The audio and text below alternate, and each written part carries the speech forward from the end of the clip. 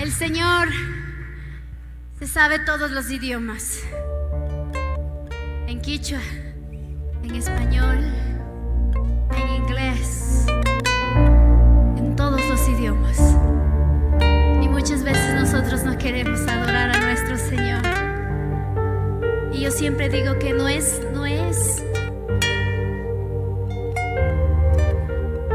el idioma, no es la música, es mi corazón. No es el idioma, no es la música, no es la letra, es mi corazón hacia mi Padre.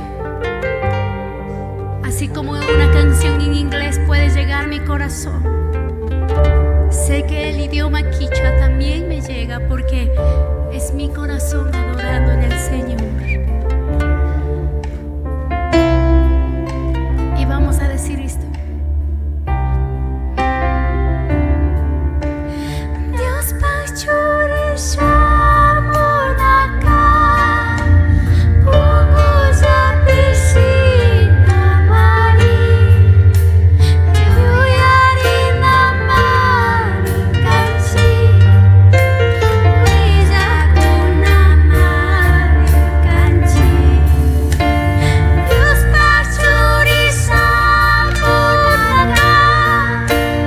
pugusa piscina mari yuyarina mari kanchi wizakuna mari kanchi. Espíritu Santo de Dios,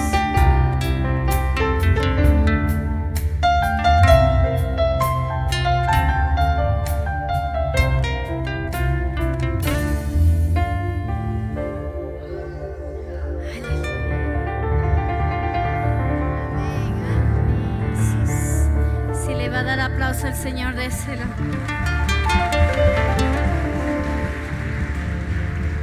Déselo a Él. No hay nada imposible para el Señor. Si tenemos que aprender un nuevo idioma para nosotros, que muchas veces no hablamos en quichua, yo aprendo por esos viejitos, porque ellos también se merecen ir al cielo. Y como toda la gente del campo que necesita ir al cielo, y que aprendan a adorar al Señor, no por emoción, sino por el corazón.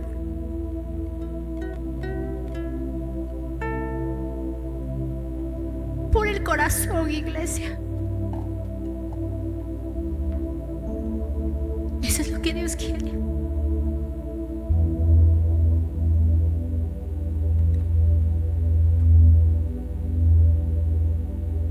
Señor mi Dios, al contemplar los cielos,